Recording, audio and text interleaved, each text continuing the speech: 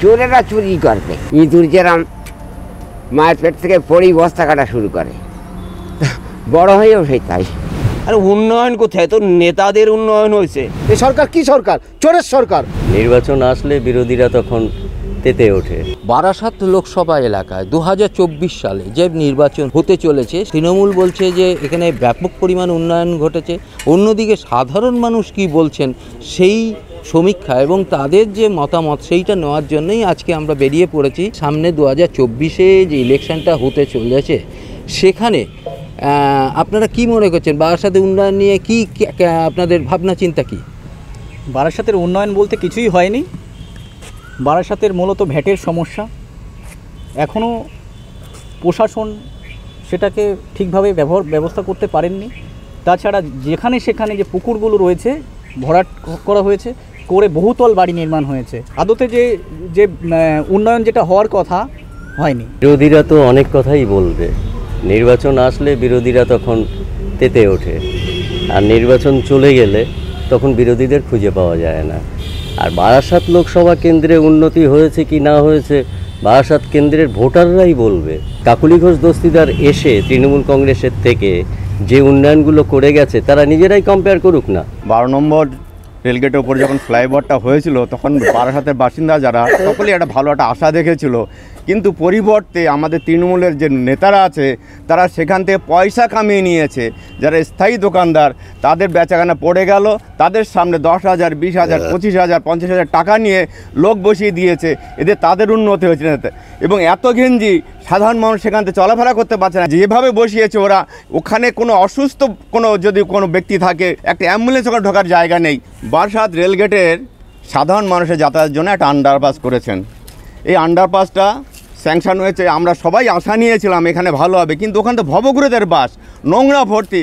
ওটাকে এড়িয়ে গিয়ে মানুষজন জীবনের রিস্ক নিয়ে রেল লাইন ক্রস করে পার হচ্ছে, যেটা কিনা আরও ভয়াবহ। না, আমরা দুর্নীতি বলে কিছুই দেখিনি, আমরা উন্নয়ন দেখেছি। তৃণমূল কংগ্রেস সরকার এসে আমরা প্রচুর উন্নয়ন পেয়েছি। রাস্তাঘাট থেকে লক্ষ্মী ভাণ্ডার, তারপর কন্যাশ্রী, রূপশ্রী, প্রচুর কিছু আমাদের উন্নয়ন হয়েছে। আর উন্নয়ন কোথায়? তো নেতাদের উন্নয়ন হয়েছে। এই রাস্তাঘাট দেখছেন আমাদের ন্যাশনাল হাইওয়েতে যেটা টোটো ওঠা একদম নিষিদ্ধ, সেটাকে অগ্রাহ্য করে প্রশাসনকে ঘুষ খাইয়ে এই টোটো রমরমা ফুটপাথটাকে এমন করে দিয়েছে যেখানে মানুষের চলাচলের কোনো সুষ্ঠু ব্যবস্থা নেই। অবৈধ ভ্যান এসব মানে পুরো গাড়িতে গাড়ি ছেয়ে গেছে। দুর্নীতি বলতে আমাদের তো সামনে দুর্নীতি আমরা দেখছি না, আমরা তো উন্নয়ন দেখছি। আমাদের তো মন্ত্রীরা জেলে কেন? ও তো কেন্দ্র আমাদের রাজ্যকে মোটামুটি হেনস্থা করার জন্যই এইসব। এটা তো কেন্দ্র হেনস্থা, এটা তো কোর্টের রায় হয়েছে। সিবিআই দিয়ে তুই চালাচ্ছেন নরেন্দ্র মোদী। না, এটা তো কোর্টের রায় হচ্ছে, এটা তো এখনও তো প্রমাণিত হয়নি। এখনও প্রমাণিত হয়েছে যে পার্থ চুরি করেছে বা আমাদের জ্যোতিপ্রিয় মল্লিক চুরি করেছে, এখনও তো প্রমাণিত হয়নি। এই যে টিএমসি সরকার 11 বছর হয়েছে এসছে, 11 বছরে মানুষের 11 দশা হয়ে গেছে। এখানে কোনো কলকারখানা হয়নি, চাকরি বাকরি হয়নি, স্বাস্থ্য শিক্ষা একদম রসাতলে গেছে। আমরা তো দুর্নীতি দেখতে পাচ্ছি না। ওটা যদি কারোর মনের কল্পনা থাকে যে আমার সাথে দুর্নীতি হচ্ছে, কিন্তু আমরা তো দুর্নীতি দেখতে পাচ্ছি না। আমরা তো সব দিকেই সুযোগ সুবিধা পাচ্ছি। এই লক্ষ্মীর ভাণ্ডার দিচ্ছে, মেয়েরা কন্যাশ্রী পাচ্ছে, কেউ রূপশ্রী পাচ্ছে।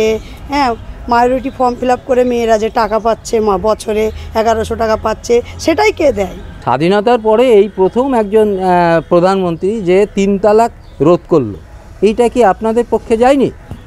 না, আমাদের তো মনে হচ্ছে না। আমাদের মেট্রো রেল তো আমাদের সেন্ট্রাল গভর্নমেন্ট মোদিজির ইয়েতেই হচ্ছে, আশীর্বাদে হচ্ছে, কিন্তু এখানকার যে এখন সাংসদ উনি বলছেন যে না, উনি নাকি নিয়ে এসছেন, ওনার ক্রেডিটটা উনি নিতে চাইছেন। উনি যা করছেন, উনি শুধু নিজের এবং ওনার নিচুতলার কর্মী, কাছের কর্মীদের পকেটটাকেই শুধু ভরিয়ে যাচ্ছেন। আমাদের এখানে কাকুলি ঘোষ দস্তিদার উন্নয়নের দিক দিয়ে খুব ভালো। আপনি আবাস যোজনার বাড়ি পেয়েছেন? না, পাইনি। অনেকবার লিখিত দিয়েছি, পাইনি। এই যে সিএ ঘোষণা করেছে, এটাতে আপনারা কি আতঙ্কিত? না। আপনারা দেশের প্রধানমন্ত্রী হিসেবে কাকে চাইছেন?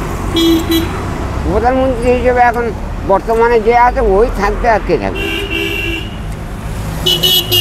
বিরোধীরা বলছেন যে তৃণমূল সরকার প্রচুর দুর্নীতি করেছে, আপনার অভিমত কি? আর দুর্নীতি করেছে সে তারা, চোরেরা চুরি করবে। ইঁদুর যেরাম মায়ের পেট থেকে পড়েই বস্তা কাটা শুরু করে, বড় হয়েও সেই তাই। নিউজ এশিয়া, গণতন্ত্রের কণ্ঠস্বর।